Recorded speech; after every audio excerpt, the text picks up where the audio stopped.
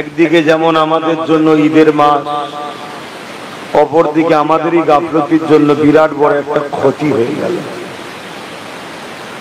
আমরা কম বেশি সবাই জানি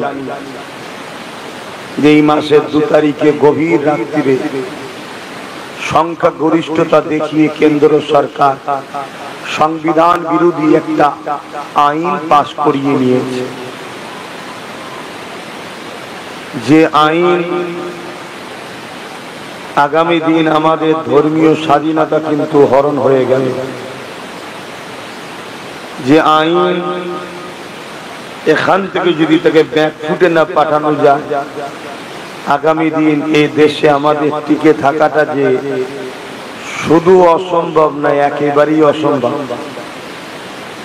হয়তো আমার ভাষা আপনাদের অনেকের পছন্দ হচ্ছে না, কেন বিগত দিনেও হয়। বিগত দিন যখন বুঝিয়েছিলাম আজ থেকে 5, 6, 7 বছর আগে যে একটা দিন আসছে তোমাদের ওয়াকাফ চলে যাবে, তোমাদের মসজিদ মাদ্রাসা চলে যাবে, কি গো বলেছি না বলিনি? একটু সারা দেন, শুনেছেন? ওই সময় যে সকল ভাইগুলো আমাকে দালাল দালাল বলতো, অনেক গালিগালাজ করতো, আজকে কিন্তু তারাই বলতে চাইছে যে না, বাইরে শুধু থাকলে হবে না, আমাদের লোক ভেতরে পাঠানো দরকার। এখন হুঁশ ফিরেছে, তো যাক, দেরি হলেও যদি সত্যি ফিরে থাকে আলাদা কথা, কিন্তু আমার ডাউট হচ্ছে, কেন দিন এসে গেলে 200, 500, 1000 তো আবার বিক্রি না হয়ে যায়। তো যাক, আমি ওদিকে যাচ্ছি না, কেন যা বলার তো আমি সব বলে দিয়েছি ভাই, যা বলার আমি সব তো বলে দিয়েছি। আমি তো খারাপ, এখন যখন আইন পাস হয়ে গেছে, এবার খেলা সামলে কি করে সমাধান করো দেখি না। সবাই যখন চিল্লে চাললে হাঁপিয়ে যাবে, তখন ইনশাল্লাহ আমি বলবো। এটুকু বলে গেলাম। আর ইনশাল্লাহ ধরি যদি, আল্লাহ শুকর করে বলছো জাহান্নামীদের ঘরে জাহান্নামে ঢুকিয়ে দম ফেলবো ইনশাল্লাহ। কেন আমি দেখেছি বিষয়টা আব্বাস নয়, বিষয়টা হচ্ছে যদি দিল থেকে হয় আল্লাহ কবুল করেন। জোরে বলুন সুবহানাল্লাহ। কেন আন্দোলন তো হাজারো হয়, এখান থেকে হয়, এখানে না। বিগত দিন চুচুড়ার মসজিদ নিয়ে মাদ্রাসালে কত আন্দোলন হয়েছিল, বাম জমানাতেও হয়েছিল আর এই জমানাতেও হয়েছিল, খুলতে পেরেছিল। কিন্তু আল্লাহ শুকর, আহলে সুন্নাত ওয়াল জামাত ও তার কর্মীরা এখান থেকে গিয়েছিল, মরব, চারিদিকে র‍্যাব নামাচ্ছে, সব দেখতে পাচ্ছি। তথাপিও বলেছিলাম মসজিদে নামাজ পড়েই যাব, নামাজ পড়েই আল্লাহ আমাদেরকে এনেছে। জোরে বলুন সুবহানাল্লাহ। তবে হ্যাঁ, যারা সত্যি মসজিদ মাদ্রাসা ওয়াকাফের পক্ষে এবং জালিম সরকারের বিরুদ্ধে আন্দোলন করবে, আমার ভালোবাসার মানুষদের বলবো তাদের ডাকে তোমরা সাড়া দিও, কেন এটা বিরাট বড় একটা ইস্যু। তবে সত্যি জানি, সত্যি চিনবেন কি করে, এটা একটা বড় বিষয়। সত্যি কি করে বুঝবেন? কেন আন্দোলন তো অনেক ধরনের হয়, অনেকে আন্দোলন করে ফটো তুলে বড় দামে বিক্রি করে সমাজকে। আগেও করেছে না করেন? তাহলে আমি কি ভুল বুঝাচ্ছি? তাহলে সত্যটা চিনবেন কি করে? সত্য বোঝার নমুনা আপনাদের বলে যায়, যারা টোটাল ওয়াকাফকে বাঁচাবার জন্য লড়াই করবে তাদের ডাকে সাড়া দেবে। যারা শুধু বলবে কেন্দ্র সরকার খেলে মানবো না, রাজ্য সরকার খেলে মেনে নেবো, তাদের ডাকে সাড়া দেবেন না। আমার কথা কি কষ্ট লাগলো? একটা গাছ লাগিয়েছেন, ওই গাছের ফল যখন সবাই খায়, আপনি কাউকে বারণ করেন না, উপাড়ার লোক তো সব করতেই পারে। কি সব করবে না? করবে না। আরে কত সুন্দর ভালো লোক রে এরা, ৭৭ বছর ধরে ওয়াকাফের সম্পদের মাল সবাই ঝেড়ে খেয়েছে, খেয়েছে না খাই? আমরা প্রতিবাদ করি, চুপ তো। এখন কেন্দ্র সরকারের শখ গেছে, ভালো লোক তো এরা, এদের মাল খেলে তো কিছু বলে না। তা ও তো একটু বেশি খায়, তাহলে বড় ডাকাত তো বেশি খায়, ওই জন্য সব লিখে দিয়ে এরা তবুও খাচ্ছিল, নামে ছিল আমাদের। বাকি কোনো পুরো দেশেতেই বেশি সবাই খেয়েছে রে বাবা, কেন লজ্জা করছে? কারো দম থাকে বলুক, খাইনে তো আমার বিরুদ্ধে কেস করুক না। একজনের আবার একটুখানি পেস্টিজে লেগেছে, কথা বুঝতেন না, দূরবীন দিয়ে দেখা যাচ্ছিল না, বলে ফেলেছে পেস্টিজে লেগেছে। আবার কি বলেছে, কাগজ পেটিয়েছে নাকি। ওরে পাগল, কোথায় চাঁদ আর কোথায় প্যাঁচ, কোথায় জুতোর কালি, কোথায় নিয়ামত আলী, ছিলিস তো রং মিস্ত্রি, বোকা মুসলমানের মাথায় বসে ক্যাটাল ভেঙিয়ে খাচ্ছিস। কথা মাথায় ঢুকছে না, বুঝতে পারছেন? হ্যাঁ, বেশি কিছু বললে যদি আবার লোক এসে তালাশ করে, ওই জন্য বলেনি, চুপ করে বসেছিল, ওই জন্য দেখা যায় না। কিন্তু জিজ্ঞাসা চিহ্ন বোঝেন? জিজ্ঞাসা চিহ্ন, হ্যাঁ, জিজ্ঞাসা চিহ্ন বোঝেন না?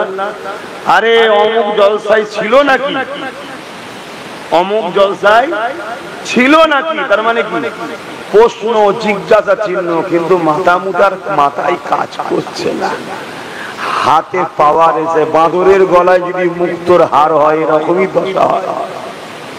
কথা বুঝছেন? হ্যাঁ, তো যাক, পরে আরো হবে, এখন অন্য জায়গায় এসেছে, একটু হালকা করে দিলাম। পরে যখন ময়দানে আসবো তখন দেখে নেব, বলুন ইনশাআল্লাহ। এখন বেশি কিছু বলছি না, তবে এতটুকু বলবো, যারা সত্যি ওয়াকাফের জন্য ডাকবে আপনারা সাথ দেবেন, কিন্তু একটু দেখে নেবেন। কেন বিগত দিন ওয়াকাফের জন্য ডেকেছিল কলকাতায়, বিশাল বিশাল মিটিং, ফটোতে দেখবো বাবা এসকে যে বসে আছে সব ওয়াকাফ। হ্যাঁ বা, যারা আন্দোলন করছে তাদের মধ্যেই অনেকে এই বাংলাতে ওয়াকাফের মাল ঝেড়ে বসে আছে, ওয়াকাফের জায়গা ঝেড়ে বসে আছে। কি নাটক হচ্ছে না? তো যাক, আমি ফিরে যাই। কিন্তু দুঃখ ভাই, দুঃখ, এই সমাজের বড় একটা অংশ, আলেম ওলামা ইমাম, বড় একটা অংশ, সবাই নয়, তারা বেঈমানের পা চাটতে পছন্দ করলো, নিজের ঘরের সন্তানের পাশে দাঁড়াতে পছন্দ করলো না। আজকে যদি ইমানদার 20-30 থাকতো, ফাইটটা হতো না? হতো। আপনাদের কি মনে হয়? ওই যে আমার একটা ভাই কাগজ ছিঁড়ে পেরে মাথায় হাত দিয়ে মনে দুঃখ করে বসছিল না, ওই রকম যদি ইমানদার 30 থাকতো, ও 500-600 থাকলেও কোনো সমস্যা নেই। কি সমস্যা আছে মনে হয়? কেন ইমানদারের পাওয়ারই আলাদা। যেমন আপনাদের ঘরের একটা ছেলে পুরো বাংলাতে একাই যথেষ্ট, দেখছেন না? কেন ইমানদার তাই। কিন্তু আমার কওমের বড় একটা অংশ বুঝলো না। এবারে কি হবে? আইন বেরোলো 2 তারিখে, এখনো রাষ্ট্রপতি সই করেনি, তার আগেই উত্তরপ্রদেশে 300 বছরের পুরাতন কবরকে বোলডুজার দিয়ে ভেঙে 60 বিঘে জমি দখল করে নিল। কি হবে? যাও, আমি তো হুজুর আর কিছু বলবো না, আমি তো ফু দেবো। বাবা হুজুর মানুষ, ফু দিলে সব হয়, কথা বলেন? তাই তো আমি বুঝিয়েছিলাম, ফোনাই আমি দিচ্ছি, কিন্তু আমার ভাইদের মধ্যে কিছু লোককে ওখানে পাঠা, এই জন্যই তো বলেছিলাম। কিন্তু বুঝলো কই, বুঝলো কই? যাক, দেরি হলো, অনেকের ঘুম ভেঙেছে, কিন্তু আমার ভয় হচ্ছে আবার ঘুরে ঘুমিয়ে পড়বে না তো, আবার শুয়ে পড়বে না তো, এটাই ভয় লাগছে। কেন বাড়ি বাড়ি এখন এসিও দিতে পারে, খাদার এসিতে ঠান্ডায় ঘুমো, এদিকে তাকাবি না, যা লাগবে বল দিচ্ছি, যা লাগবে বল দিচ্ছি, চেয়ার চাইবি না। এই চেয়ার দ্বারাই সব দখল করবো।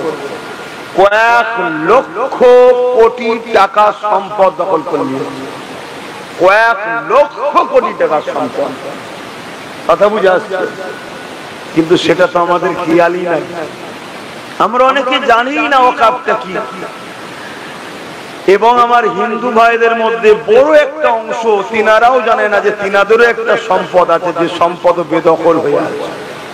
তিনারাও জানে না যেমন 2023 সালে জল জঙ্গল বলে একটা সম্পদ আছে, যেটা আদিবাসী ভাইদের, আদিবাসী ভাইদের বসবাস কোথায় সব জানেন তো নাকি? কখনো এখানে তারা খাচ্ছে, কখনো ওখানে তারা খাচ্ছে, কখনো ওখানে তারা খাচ্ছে, অথচ এ দেশের প্রকৃত মালিক যদি কেউ হয় তারা হলো আদিবাসী। এই ভারতের প্রকৃত যদি কেউ দেশের নাগরিক হয় তারা হলো আদিবাসী।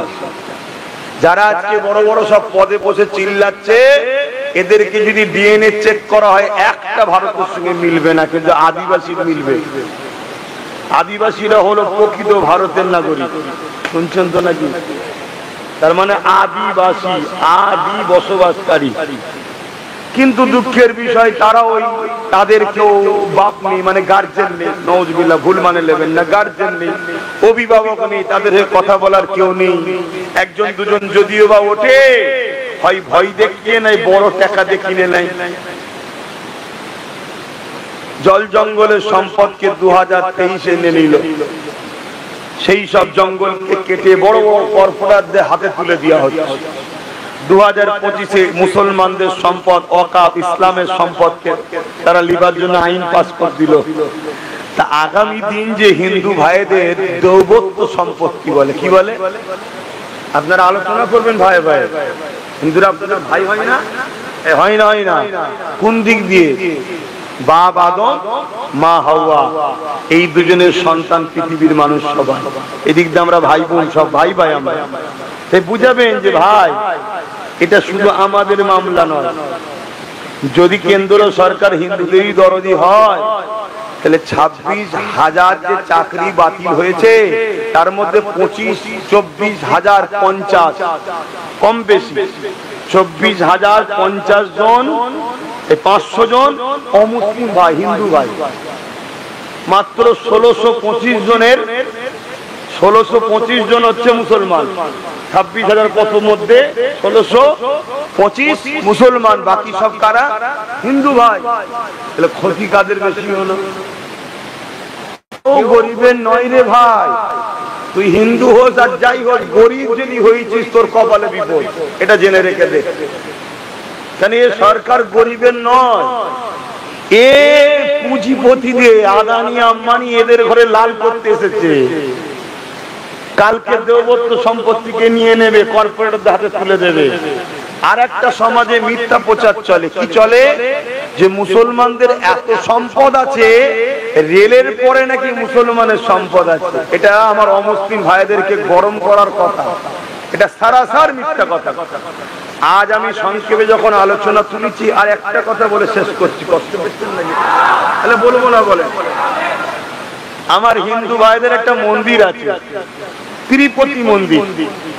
ওই মন্দিরের যা সম্পদ আছে, টোটাল ভারতে মুসলমানদের ওয়াকফ সম্পদ অত না। কি মাথায় ঢুকলো? হিন্দু ভাইদের এত সম্পদ আছে, থাকতেই পারে তাদের পূর্বপুরুষরা ধনী ছিল, দিয়ে গেছে, তাদের ধর্মীয়, তাদের কালচার, তাদের জন্য আমার হিংসা করার কিছু নেই, আর লিবারও সব নেই। কারণ আমার ইসলাম এটা ইজাজত আমায় দেয় না। কিন্তু আমার বক্তব্য যেটা, তা আজ প্রথম আদিবাসী নিল, আমাদের নিল, কাল শিখেদের নেবে, পার্সিদের নেবে, কালকে আমার হিন্দু ভাই আপনাদেরটাও নেবে। এটা মাথায় রাখেন। আসুন, একবার এই দেশে আইন হয়েছিল, এখনো আইন লাগু আছে, কিন্তু বাস্তবে করতে পারেনি। কি? 15 বছরের ওপরের গাড়ি সব বাতিল। 15 বছরের ওপরের গাড়ি যখন বাতিল বললো, বাস মালিক, লরি মালিক, প্রাইভেট কারের মালিক, ছোট গাড়ি, বড় গাড়ি, সবাই আন্দোলন নেমে গেল। সংখ্যাটা বেশি না কম? তখন সরকার দেখলো, রে এই আন্দোলনকে রুকা যাবে না, এক কাজ কর, শুধু বল লরি যেগুলো হবে 15 বছরের ওপরে সেগুলো বাতিল, বাকি গুলো নয়। আন্দোলনকে ভাঙছে কেমন করে দেখুন। তখন বেচারি লরি যারা মালিক তারা একা রাস্তায়, বাকি সব পালিয়েছে, বলছে আমাদের তো নয়। বেচারি লরিওয়ালা একা পারলো না, লরির মালিক একা পারলো না, ব্যান্ড হয়ে গেল। কয়েক বছর যেতে না যেতেই বলছে বাসগুলো বড় ডিস্টার্ব করছে, বাসগুলো বাদ, ছোট গাড়ি থাকবে। তখন লরির মালিক বলছে আমার যখন ক্ষতি হয়েছিল তুই 7 দিস নি, তোর বেলা আমি দেবো কেন? কি আর বাসওয়ালা একা হয়ে গেল, কোন ছোট গাড়ি বলছে আমায় তো বলেন, ফালতু ঝগড়ায় যাবার কি দরকার। তারপরে এখন বলছে 15 বছরের ছোট গাড়ি গেলে আর নতুন করে সিএফ হবে না, কাগজ দেবে না। তাহলে সব বেটা ফাঁসলো না, ফাঁসলো না? তাহলে প্রথমে আদিবাসীকে সাইজ করলো, আমরা সবাই আদিবাসী মরছো তো আমার কি আছে, এই মেন্টালিটি মাথা থেকে বার করা দরকার ছিল। কিন্তু আমি আদিবাসীদের জন্য লড়াই বা দলিতদের জন্য লড়াই 2015-16 থেকে করে আসছি। দেখবেন আমার কলকাতার ক্যাসেট, জল জঙ্গলের অধিকার ফিরাতে হবে ওদের, কেন এটা আমার ইনসানিয়ত। ও আমার ধর্মের নয় তো কি হয়েছে, কিন্তু মানুষ তো। ওর বাচ্চা ক্ষুধার্ত হলে আমার বাচ্চাও ক্ষুধা পেলে যেমন কষ্ট পায়, সেই কষ্ট তো ওরও হচ্ছে। আজ আমাদেরকে ধরেছে, হয়তো আমার হিন্দু ভাইরা অন্য ভাইরা চুপ করে আছে, আদিবাসী ভাইরা বললো আমার বেলায় তোরা ছিলিস না, তোর বেলায় আমরা কেন বলেন, বুঝাবার জন্য বলছি। কালকে ধরুন আমার হিন্দু ভাইদেরকে যখন আবার বলবে তোদের দেবত্ব সম্পত্তি নিয়ে নেবো, তখন আবার আদিবাসী মুসলমানরাও বলবে আমাদের বেলায় তোরা সাথ দিবি, তোদের বেলায় আমার দেবো কেন। উচিত হবে না বলা, তারপরেও বোঝাতে চাইছি ওই বাস লরির মালিকদের মতো বিপদে সবাই পড়বো।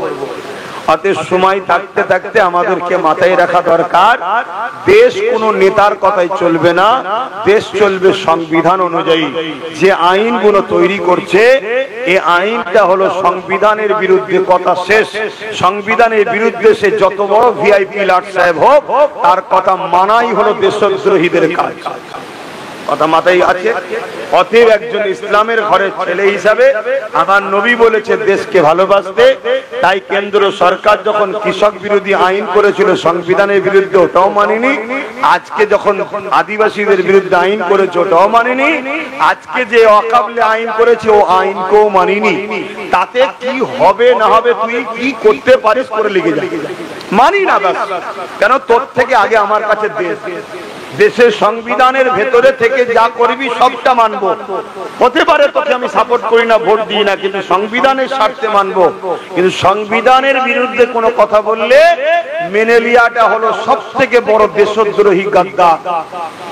আজকে যারা এই আইনের পক্ষে কথা বলবে, এই আইনকে বাহবা দেবে, আমাদের জানতে বাকি নেই তারা হলো আগামী দিন আমার দেশকে বিক্রি করে দেবে। অলরেডি দেশ ধ্বংসের দিকে। কি আছে আমার দেশে? সব শেষের দিকে চলে গেছে, সব বিক্রি হয়ে গেছে। রেল বিক্রি, কারেন্ট বিক্রি, এলআইসি বিক্রি। ভাই রেলে হকারি করতো কারা গো? মুসলমানরা না অমুসলিম ভাইরা? হকারি করে কারা? খোঁজ নিয়ে দেখুন না বাপ, রেল লাইনে হকারি করে কারা, একটু খোঁজ নিন না। ওখানে মুসলমান চান্স পাবি কি করে? মারবে, বুটের লাথি বাইরে বার করে দেবে। 100-র মধ্যে 98টা অমুসলিম ভাই রেলের হকারি করতো। হকার যখন বন্ধ হয়ে গেল, 98টা মুসলিম ভাই, অমুসলিম ভাইয়ের পেট বন্ধ হয়ে গেল।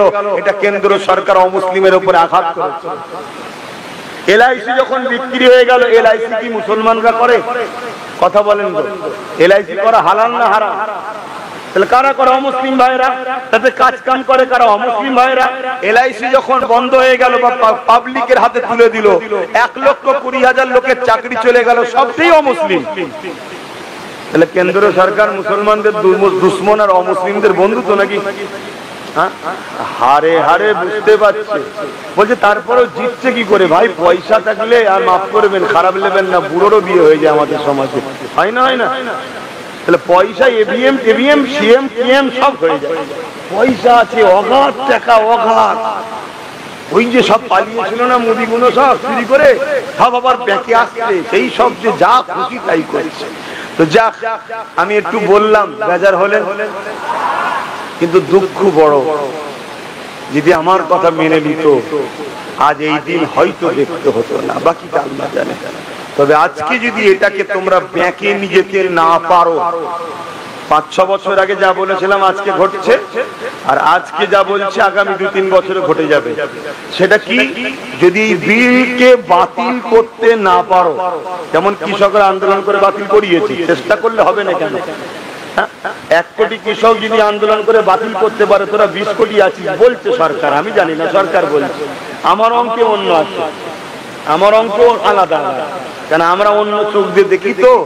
20 কোটি ধরছি, এই 20 কোটি যদি আন্দোলনে নামে, 20 কোটি মানে ভোটার যাদের, তাদের নাম বলছে, তাহলে কি ফিরিয়ে দেওয়া যেতে পারে না? হ্যাঁ পারে। আর যদি ফিরাতে না পারো কি হবে? তোমার ধর্ম যখন গলা টিপে ধরেছে, তোমার নাগরিকত্ব কেড়ে নেওয়া হবে। যেমন মায়ানমারে হয়েছিল তেমন সেম হবে, কিচ্ছু করার নেই। যদি বলে আব্বাস সিদ্দিকী তোমার কি হবে, আমি তো বাপ এমনি মার খাচ্ছি, তখন নাই খাবো তো কি? কিন্তু যারা গায়ে হাওয়া লাগাচ্ছিল মার খাবো না, বাঁচতে হবে, বাঁচতে হবে, চাকরির কাছে যেতে হবে, বুঝতে পারছো তো নাকি? তাদের কি হবে? যা অধিকার আলোচনা নয়, কারণ আমার ভাই বসে আছে কষ্ট করে, আমি ফিরে এসে দিতে অসুবিধা হলো নাকি? আসেন আমরা আমাদের আলোচনার দিকে যাই। পৃথিবীতে হাজারো ধর্ম আছে, যে যা ধর্মীয় কাজ করবে, এতে ইসলাম কোন রকম ভাবে কারো ধর্মের উপরে হস্তক্ষেপ করার ইজাজত আমাকে দেয়নি। তাই কার ধর্মে কি আছে ওটা আলোচনা সমালোচনা করার আমার কোনো ইন্টারেস্ট নাই। তবে হ্যাঁ, মনে রাখবেন, পৃথিবীর জমিনে আল্লাহ আমাদেরকে যে ধর্ম দিয়েছে এর জন্য শুকরিয়া আদায় করা দরকার।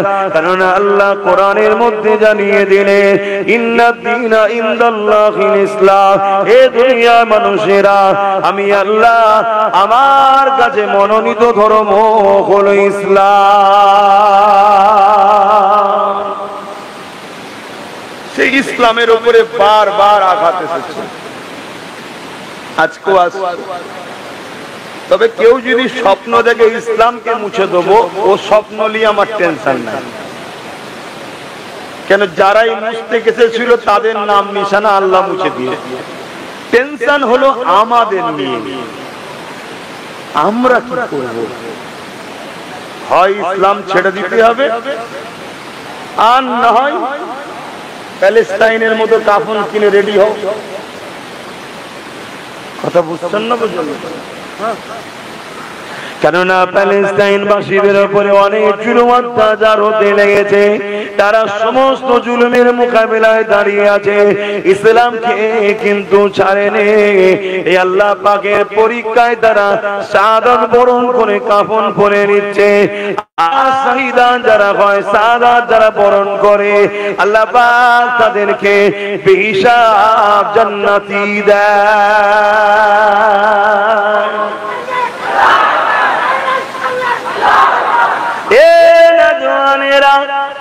এছাড়া দ্বিতীয় কি করবেন?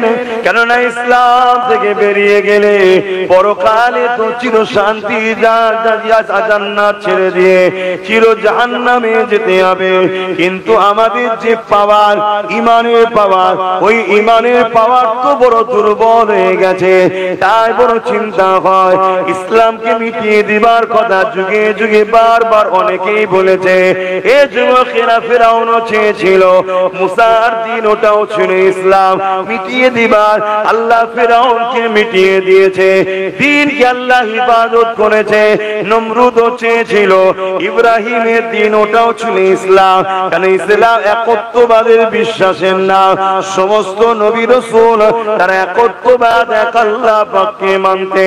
নমরুদকে আল্লাহ মিটিয়ে দিয়েছে, ইব্রাহিম নবীকে আল্লাহ পাক হিফাজত করেছে।